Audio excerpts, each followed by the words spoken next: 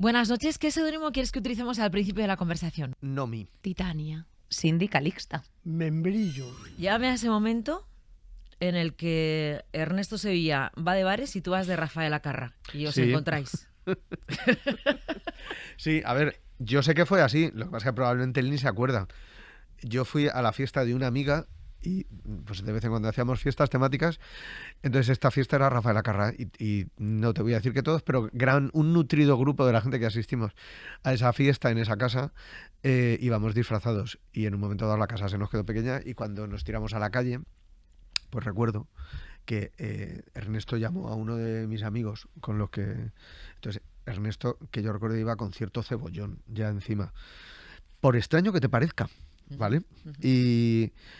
Y nada, entonces esa es la primera constancia que tengo, el primer recuerdo que tengo de Ernesto. Creo que no crucé una sola palabra con él, solo que saludó a un amigo mío que también iba disfrazado de Rafael Acarra y nada. Y mira, y ahí empezó parte de tu vida, Bueno, ahí empezó, mi vida había empezado ya, también te digo. Parte, por eso digo parte. Pero te voy a poner una canción.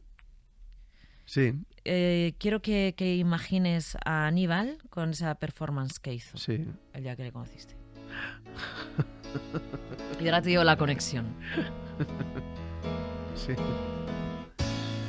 People stare at the makeup. Descríbeme a Aníbal Gómez haciendo la performance de esa canción. Pues efectivamente, el día que yo conocí a Aníbal Gómez, mi compañero de GT Calor, acabamos en casa de un amigo que vivía por el centro. Puso el Ziggy Stardust de Bowie, sonó esa canción y Aníbal hizo un playback con una escoba que acabó rompiendo. Claro, no pude sino quedarme prendado de esa persona, o sea, y fascinado absolutamente. ¿Sabes dónde está la conexión? ¿Por qué? ¿Dónde? Esta noche es 14 de noviembre, esta noche del 13 al 14 de noviembre, hace justo 11 años, Ojete Calor saca su primer disco. ¿Ah, sí? Hostia, espérate, no me lo puedo creer. Es que ni sabía cuándo era. El 14 de noviembre. Que me lo tengas que decir tú. Hostia, como hace 11 años, del 2013. Es que no me lo puedo creer. Sí. Entonces digo, ¿en qué momento cuando tú estás viendo a Aníbal haciendo esa performance con esta canción de Bowie, abriendo esa carta y haciendo ese viaje, pensaste que un día sacaríais un disco y otro iríais a tocar al Wizzing, que es lo que va a ocurrir dentro de un mes? Pasó un tiempo, no te voy a engañar, pasó un tiempo. Efectivamente, quiero aprovechar para decir que el 28 de diciembre tenemos otro Wizzing Si te lo dicen, si te dicen en ese momento, ¿sabes que vas a hacer con este chico, con Aníbal, un grupo, Ojete Calor, con ese nombre? Pues mira, yo creo que para cuando le conocí, o sea, todavía estamos a 3 años de empezar, pero yo lo he contado 1000 veces, tú sabes cómo empezó esto. Nos juntamos un día en un bar que se llamaba Doña Pepita, que estaba aquí al lado, además, estaba en la corredera alta, esta la que va a la plaza de San Ildefonso. Era un bar maravilloso porque era como un laberinto. Era un laberinto enorme que zigzagueaba, eran muchísimos metros y a todo lo largo del laberinto había mesitas. Entonces ahí ponían unos minis muy baratos y unas croquetas muy ricas de atún. Entonces nos juntamos allí porque era un sitio muy barato y tal.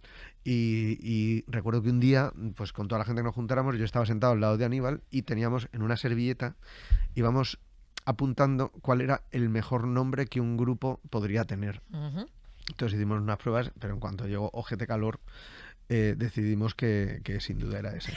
Entonces dijimos, venga y tal. Ese mismo día empezamos a definir las canciones que tendría el disco. Dijimos, mira, y la número 1 es... ya ni me acuerdo. Solo recuerdo que había una que... porque ninguna llegó al disco real, claro. O sea, todo esto era, jaja, qué risa, un grupo que se llame Ojete Calor. Y la portada sería así... La portada era una parodia de Ya viene el sol de Mecano y se titulaba Ya viene el ojete. Eso es lo que nosotros teníamos en la cabeza y lo dibujamos y tal.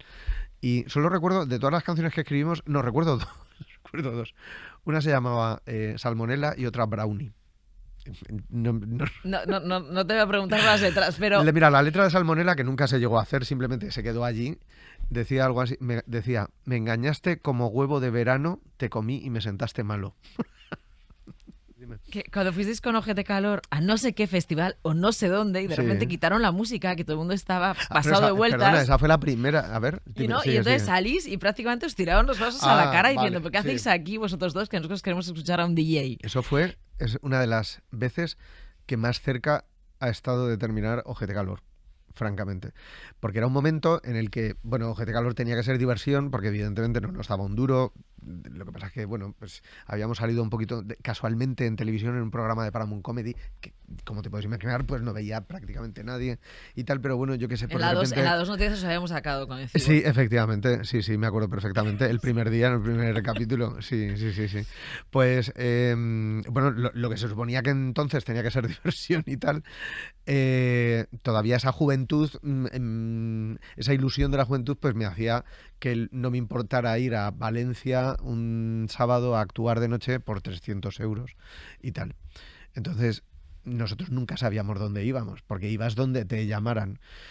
Y llegamos allí a un local, era un local de ambiente, no me preguntes cómo se llamaba, porque no me acuerdo, aunque tengo el flyer todavía. Y bueno, pues nada, nos dijeron, bueno, pues aquí ha venido La Prohibida, aquí ha venido Cristinita Percances, o sea, diferentes personas de género de tecnopop, como que habían hecho allí ya festivales y tal. Entonces nosotros teníamos que actuar a la 1. Y a la 1 no había nadie en el local. Pero, o sea, nadie no sinónimo de poca gente. Era nadie. Cero personas, ¿vale? Entonces, claro, nos dijeron, vamos a esperar un poco. Y entonces, pues esperamos un poco. Y entonces se fue llenando y tal. Era una discoteca, pues como del extrarradio y tal, donde la delincuencia se respiraba en el ambiente.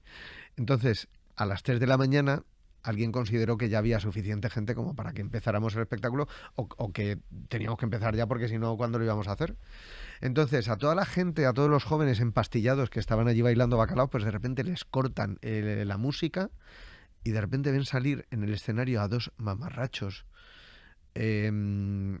ataviados con aquellas pintas que llevábamos, y yo temí por mi vida, te puedo decir. O sea, era una violencia. O sea, de repente se oían más los gritos de la gente diciendo fuera, fuera, que a nosotros cantando. Nosotros, que cuando habíamos ido allí por la tarde habíamos dicho, qué divertido, y aquí vamos a decir esto y aquí vamos a decir lo otro. O sea, fuimos las 5 canciones que teníamos que cantar, una detrás de otra, pegadas, sin nada. Yo recuerdo ver a alguien desde la pista de baile haciéndole a Aníbal el gesto de te voy a rajar el cuello, ¿sabes? O sea, era tanta violencia, tan desasosegante, tal horror, que yo salí de allí, pero con un sudor frío terrible. Curiosamente, a la salida nos pidieron nuestro primer autógrafo. Carlos Areces, sí, antes que decías que no te gustaba la gente cuando hablábamos de la playa, ¿cómo llevas el éxito de La que se avecina? Pues mira, como es mi primera vez en el mainstream, yo creo que ya me tocaba. Entonces, bueno, sí, evidentemente te reconoce más gente por la calle, que en realidad no saben cómo me llamo ninguno. O sea, la gente que me reconoce por La que se avecina me llama Agustín. Eso lo tengo asumidísimo. La gente que me llama Carlos Areces es más o por La Hora Chanante o por Ojete, o sea, es gente que es más fan, ¿no? Como más, o sea, como no está en mainstream, al final las cosas de culto lo que tienen es que le gustan a menos gente, pero esa gente es muy, muy talibán de lo que les gusta, ¿no? Entonces investigan más y tal. Esa gente sí se sabe mi nombre, pero La que se avecina me reconoce mucha más gente por la calle, pero soy Agustín. Prefiero morir luchando. ¡Ven por mí, Mark! ¡Yo soy Atreyu!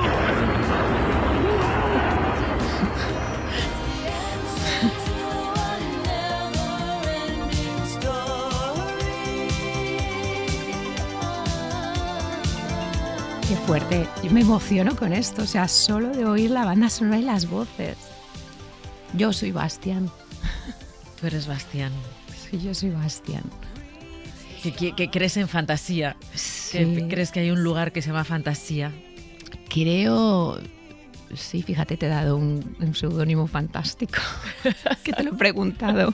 Si puedo dar un seudónimo fantástico. Creo en la historia interminable. Creo que todo es una historia interminable y que uno de los grandes, o el gran mensaje de la historia interminable, que yo entendí entonces, era si no dejas de imaginar, cuanto más grande es la imaginación, todas las posibilidades del mundo crecen. El mundo crece porque tú imaginas y el mundo se cambia porque tú imaginas y se transforma. Es un libro, cuando luego me he dado cuenta de mayor, es un libro muy bonito. Y la película también, claro, la película yo la vi muy pequeña y para mí, porque lo he contado alguna vez, que yo me la creí fehacientemente, como si fuera una verdad, que existía fantasía, que existía Bastian, que existía Atreyu, el dragón de la suerte. Yo me enamoré un poco de Atreyu, que era una imagen de un personaje fantástico. Y con el tiempo me he dado cuenta que mucho de lo que hago es bajo la convicción de fantasía. Cuéntame cómo fue cuando te vas a estudiar cine a Nueva York y a Los Ángeles, porque nos hemos saltado un capítulo. Tú estudias filología en Zaragoza, sí. Pero con una beca te vas a estudiar cine ni más ni menos que a Nueva York y a Los Ángeles, como la meca del cine. No sé cuántos años tenías, no sé si llegaste tímida o llegaste para comerte el mundo. No. O sea, ¿cómo llegas a la meca del cine? Entonces yo llegué allí, súper pardilla. O sea, no de comerme el mundo, nada. Era muy pardilla. De pronto llegué, era la Universidad de Nueva York, la NYU. Bueno, descubrí lo que era la Universidad Americana, que tiene muchas contradicciones porque es muy elitista y al mismo tiempo se dan espacios de pensamiento de libertad creativa brutales. Uh-huh. También, a lo mejor porque es elitista. Entonces, cuando yo venía de una universidad pública con una beca, de haber estado de lo que provocaba bueno, yo soy hija de la educación pública. Uh-huh, uh-huh. Entonces, claro, llegas allí y solo unos pocos pagan, tú estás allí con una beca. Era raro. ¿Y dónde te alojabas? ¿Te alojabas en una residencia? ¿Te alojabas en una casa? En una casa. Alquilamos una casa, o sea, no compartíamos. Y llegué allí y lo que no era consciente, fui como cogiendo asignaturas que yo jamás pensaba que se pudieran dar en España. Por ejemplo, había una asignatura, es que llegué allí y no sabía nada. Uh-huh. Ni mi inglés era tan guay, uh-huh. Ni tampoco ahora. Claro, pero quiero decir, yo llegaba con un inglés, pues el que había estudiado, sí. Y de pronto las clases allí, 4 horas de clase, me acuerdo con un tipo que se llama Robert Stamp, que es un teórico del cine, que yo entonces no sabía quién era. Yo, este señor, empezaba a ver sus libros, digo, tenía un libro yo en casa. Y digo, porque ponía Bob Stamp. Y luego claro, en los libros ponían Robert Stamp. Y yo, ¡buah! Ahí, 4 horas sobre cine brasileño. Y yo decía, madre mía, no, o sea, mi cabeza no podía asimilar tanta información en otro idioma. Y me acuerdo que la primera asignatura que cogí fue uno que me parecía una asignatura imposible en España, que era la memoria, el deseo, la familia... La memoria, el deseo y la familia y algo más que ahora no me acuerdo, y otras ficciones necesarias en Occidente. Ese era el título de la asignatura. Título de la asignatura. Pero quizá también parte de tu base como creadora, como una cineasta, que es además una creadora, sale de esto que comentas, cosas que a ti no pensabas nunca que nadie te pudiera enseñar. Claro. A hacer cine de otra manera. Sí, ¿no? Y a pensar de otra manera. A reconectar de otra forma. La tarara sí, la tarara no. La tarara niña que la he visto yo. Tiene la tarara unos pantalones que de arriba abajo todos son botones. Soy yo. La voz de Inma. Es que La novia, yo creo que es una película tan lorquiana. O sea, está basada en Bodas de Sangre, pero es una versión libre. Pero todo lo que construyes es muy lorquiano. El ambiente, los personajes, por supuesto, la imagen de la propia película, la estética. O sea, te salió tan lorquiana. Es que Lorca yo creo que lo llevamos más en el ADN y hay una savia interna de los huesos que él dice, ¿no? Del tuétano. Yo hay algo de Lorca al leerlo como, bueno, de lo que es los poetas, pero es que Lorca hay algo que nos pertenece, porque yo siempre lo digo y viene alguien y dice, es que yo lo entiendo a Lorca. Y todo porque digo, es que Todos nos pero ¿cómo te entiende atreviste? O sea, eso lo pensaste mucho. ¿Cómo te atreviste? La verdad, sí, la pregunta es esa. No lo piensas mucho, ¿eh? O sea, siempre el primer motor de una película es mucho más inconsciente. Y cuando estás dentro dices, madre mía, ¿dónde me he metido? Y con La novia ocurrió que yo pensaba que no iba a volver a hacer otra película. Yo pensaba que no iba a hacer más. Después de la primera. Después de la primera, la mía. me dijo Alex Lafuente, que fue el productor de La novia, me dijo, ¿qué querrías hacer? Y digo, bueno, pues como no haré más, porque esto es muy difícil y eso, voy a hacer más, quiero hacer, porque yo, si me dicen ahora, ¿no te quieres morir sin hacer Bodas de sangre de Lorca? Y se lo dije así, además. Digo, porque igual no hago más, quiero hacer a Lorca. Y esa era un motor muy básico. ¿Y ese ha sido el mismo motor cuando has hecho Teresa y cuando has hecho ahora La Virgen Roja? A ver, si va a ser mi última película, quiero a Teresa de Jesús. Si va a ser mi última película, quiero a Hildegard. Un poco sí, porque ¿cómo somos los seres humanos? Pero también creo que las mujeres somos muy así. Y es que igual no esta cosa impostora, todas estas cosas, igual no hago más.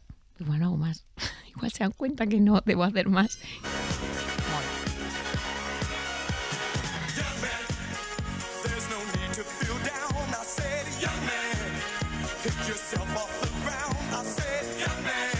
Ahí has tocado el acorde, ¿eh? Has tocado el acorde definitivo. Porque fíjate, sin yo saberlo, bueno, esto es Caribe Mix 1998, era el disco que probablemente más escuché ese año. Me encantaba porque, claro, yo ahí podía, o sea, tener en cuenta que una niña tiene limitaciones. Una niña le dejan una mini cadena, pero claro, a lo mejor solo tiene 2 discos, o 3, o 5, o 10, pero no tienes 1.000.000. Pero este me gustaba especialmente porque además tenía como un baile ahí, claro, en el que yo digo, jo, qué divertido, qué diverso este indio, esta persona con gorra de pronto, este friki, este policía, no sé, era como muy, muy bueno. Y entonces casi que lo vinculo a Caribe Mix 1998, pero claro... 98, que tienes 6 años. 6 años, me lo llevo ineludiblemente, Mara, a la absoluta y profunda actualidad, donde yo conecto este baile con pues eso, mi Cuenca Club y todo mi mundo queer, que me parece muy divertido. Saber, es una canción ya que se baila evidentemente de forma irónica, que además se denostaba a través de ella muchísimo al colectivo LGTB, pero que me gusta mucho la reasignación que hemos hecho de esta canción. Me parece divertida y jocosa, eso es lo que te puedo decir. Vale, ahora llévame a cuando conoces a Andrea. O sea, Andrea y tú, de que a quien siempre llamas tu hermana, ¿no? Es tu hermana, es hija única, pero Andrea es tu hermana. ¿Cuándo os conocisteis? ¿Tú tienes como el primer recuerdo de Andrea y de ti? Hombre, por supuesto, pues estoy entrando yo en el IES Arquitecto Ventura Rodríguez en el año 2003, en septiembre del año 2003 sería. Y bueno, yo venía de un curso anterior un poco pues más apartada a lo mejor, o sin terminar de encontrar un grupo de amigos como más sólido, y en una búsqueda absoluta por la identidad que todos los adolescentes yo creo que tenemos cuando tenemos 13 años, 14 años. Y entonces yo cruzo el umbral de la puerta del instituto diciendo, madre mía, día de presentaciones, segundo de la ESO, a ver qué curso me toca, santo Dios, claro, hay gente con la que evidentemente quieres evitar coincidir. O sea, que quieres evitar coincidir. Y entonces pues me encuentro con una chica que va vestida muy similar a como iba yo. Yo iba con una camiseta de los Ramones, un pantalón verde así como militar, y veo que una chica va con un pantalón verde militar y una camiseta que pone Punk Queen, que no había visto yo nunca antes. Yo creo que era más o menos de mi edad, con unos brackets visibles, así todo el pelo en el frente de la cara, y cojo, me acerco y digo, ¡coño, una punky! Así. Le digo, una punky, y me echo encima de ella. Dice, y yo le digo, buenas, soy Inés, ven, te voy a enseñar el instituto. ¿A qué clase vas? No sé qué, no sé cuántos. Entonces, como que la hice yo ahí un poco de, pues no sé, como de host del instituto, para enseñarle dónde estaban los baños, dónde se podía fumar, cuál era... O sea, tú cuando la viste querías que fuera tu amiga. Yo ahí dije, vamos vestidas igual, deberemos de ser mejores amigas. Claro. Inés, ¿por qué estudias Derecho? un poco por complacencia, yo creo, a mis padres. Estudio Derecho sin ningún tipo de gana, la verdad. Vuelvo de Londres, yo me fui a hacer el Erasmus del pobre, o sea, empecé Historia del Arte en la Complu, llego a un segundo año, paso el tercero a la UNED, no lo termino, ese tercer año es cuando me voy a Londres a trabajar para aprender inglés. En un pub irlandés, tú imagínate, claro, que vas a aprender, pues, can I get some water, can I get, ¿sabes? O sea, al final, hacer 3 frases mal hechas, pero bueno, exprimí un poco la experiencia, el Erasmus del pobre, y luego después volví, y tuve que volver como un poco, claro, o sea, mis padres siempre me han validado mucho a través de lo académico, entonces, claro, para ellos era como que yo... pues todo lo que yo tenía para explotar en mi cabeza o para seguir ahí como una dinastía de juristas, pues voy y hago lo que me da la gana. Esta niña que hace de manifestaciones, con esas pintas, con heavies, con el pelo por la cintura, y no era ningún desafío histérico, o sea, era una búsqueda de la identidad que se, pues traduce en eso, y entonces, pues Derecho yo lo hago un poco... porque a mí, ante todo, Mara, me gusta tener la fiesta en paz. También coger la carrera con 21 años no es lo mismo que cogerla con 18, parece que no, pero esa cadencia de 3 añitos te da media perspectiva de las cosas, entonces pues de pronto asientas movidas. Yo que estaba currando, pues el derecho laboral me atraviesa como al corazón, entonces, bueno...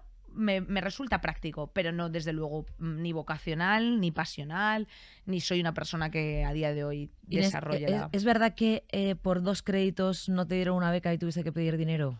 Correcto. ¿A quién? Pues a un ex. Le tuve que pedir dinero a un ex que me lo pagó, y cuando yo hice mi primera campaña de publicidad, se lo devolví. ¿Y cuánto era? ¿No te acuerdas? 2.000 pavos.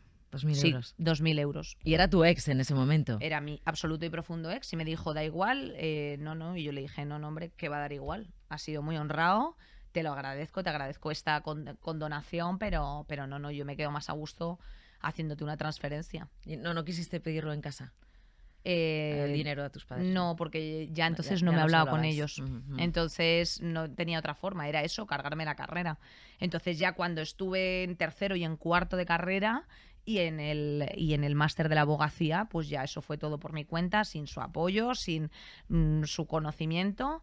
Y ya dije, ahora esto me va a servir a mí para yo poderme proteger en un futuro de la gente que no tenga ningún sentido. Entonces, bueno, pues haremos de esto una profesión como se pueda. ¿Qué pasó cuando te ficha Televisión Española? Pues es que ya, claro, pasa un tramo tan amplio, pues que me cago la pata de abajo, Mara. Pero, ¿sabes lo que pasa? Que, claro, yo soy una persona que sabe moverse muy bien por el hielo. Entonces, he trabajado siempre con la proyección de la seguridad. O sea, yo siempre he tenido esta personalidad. No es una cosa... O sea, obviamente, pues he sido siempre redichilla, he sido una persona que se ha interesado por cuestiones que le rodeaban en su entorno, más allá del umbral de la puerta. He leído, he hecho cosas... Y eso era mi personalidad. Entonces, cuando Televisión Española confía en mí para presentar, por ejemplo, pues Gameplays, ¿sí? Pues yo digo, esta es la mía. Entonces, para mí, casi que todos los regalos que me ha hecho lo público lo tengo que devolver en forma de público. No sé si me explico. O sea, si a mí Televisión Española me ofrece un proyecto tal como presentar de la mano de Storylove, que es con quien desarrollamos Gameplays, una mesa de debate, hay que representar ahí a lo público. Entonces yo como me lo tomo casi una cosa personal, en plan de lo público tiene que devolver algo público, ¿sabes? O sea, tú tienes que hacer un servicio público aquí. Eso es como yo entiendo la televisión. española, la pública. Española, sí, claro, española. La radio pública. Española, la pública, la exacto. que pagamos todos, sí. Y de igual forma entiendo el entretenimiento público. Tiene que ser diverso, tiene que ser, bueno, pues lo más plural posible, ¿no? Entonces, pues yo me muero de la ilusión y a veces siento, pues hombre, que en un país de 43 millones de personas tú seas la afortunada para poder dar un salto de una oficina que cobras 1.047 euros al mes a poder vivir de una cosa que te gusta, que te interesa, que te apasiona. Joder, pues es que sigo viviendo un poco de ese sueño. O sea, Mara, yo soy una persona muy privilegiada, muy afortunada y que no le cuesta estar en un estudio, sea la hora que sea, porque a mí esto es lo que me gusta hacer y de verdad no me cuesta. Entonces tengo el privilegio de que encima puedo recibir dinero de ello.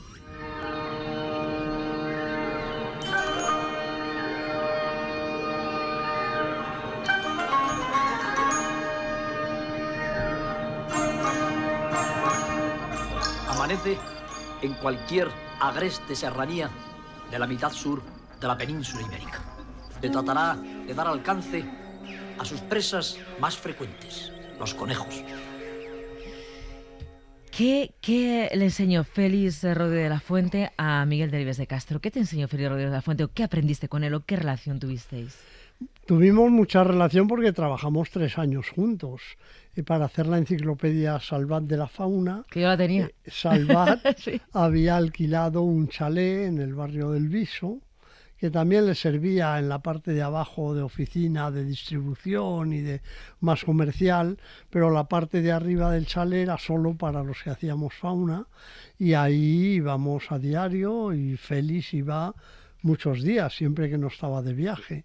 Y entonces establecimos muy buena relación, yo creo que nos teníamos mucho aprecio mutuo, pero particularmente a mí me enseñó cómo contar las cosas.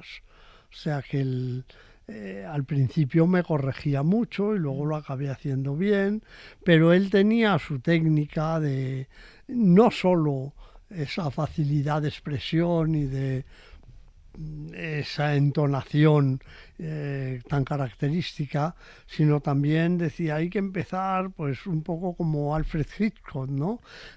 Presentando como un problema, una intriga, aunque sea muy pequeñita, y luego ir dejando pistas, pero hasta el final no hay que resolverlas para intentar captar la atención y cosas de estas. ¡Ah, qué ¿no? bueno! Claro, y esto, claro. Sí, sí. Pues lo aprendí con él y luego estuve 3 años escribiendo fascículos de animales, con lo cual pues me solté mucho a escribir, claro. ¿no? Es un poco la traducción del lenguaje académico a un lenguaje popular, a que la gente lo entienda, a que lo entienda como las historias que tienen que ver con nosotros. Sí, en mi caso fue un poco al revés, porque yo no era científico, yo no era nada académico. Fue el mismo día que acabé la carrera, el día que hice el último examen, recibí la llamada de una secretaria de Rodríguez de la Fuente para ofrecerme trabajar con él.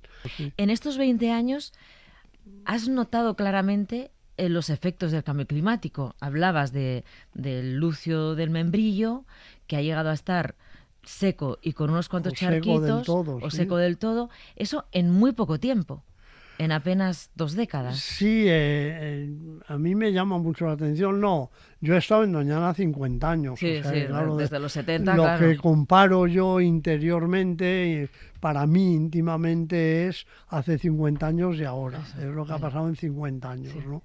Realmente, si tengo que poner un cambio más reciente, serían los últimos 10 o así, donde se ha acelerado mucho el proceso de calentarse y secarse Doñana. Pero sí que ha cambiado desde hace 50 años. Lo he comentado no hace mucho, cuando yo viví en el Palacio de Doñana, que es dentro de Doñana, en los 70, la temperatura media anual era unos 16 grados y medio, así, no llegaba a 17.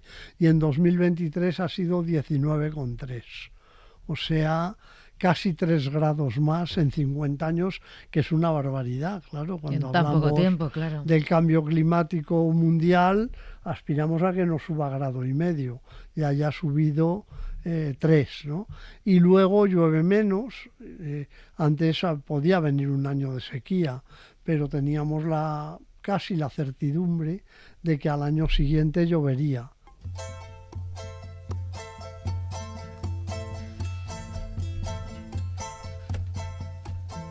Gracias a la vida que me ha dado tanto, me dio 2 luceros que cuando los abro, perfecto distingo lo negro del blanco. Este libro publicado por Destino, el subtítulo es La naturaleza indispensable. Dice, recordemos que solo un año después de componer Gracias a la vida, esa celebración de la existencia, Violeta Parra se suicidó. Algo de lo que recibía de la vida falló y decidió que no merecía la pena seguir. Destruyendo la naturaleza, la humanidad está en trance de suicidarse también, aunque nos cueste admitirlo y ocurra muy a nuestro pesar. Bueno, me conformaría con que después de leer este libro la gente se diera cuenta de que la naturaleza está haciendo cosas, que nos rodea y hace cosas que nos vienen bien y algunas mal. Hemos puesto el énfasis en 2000 años o 10.000 años o más en las que nos hacen mal. Por eso decimos qué malos son los mosquitos, qué malos son los microbios, qué malos son, sin considerar que la mayoría son buenos y los necesitamos, que malos son en general unos pocos, ¿no?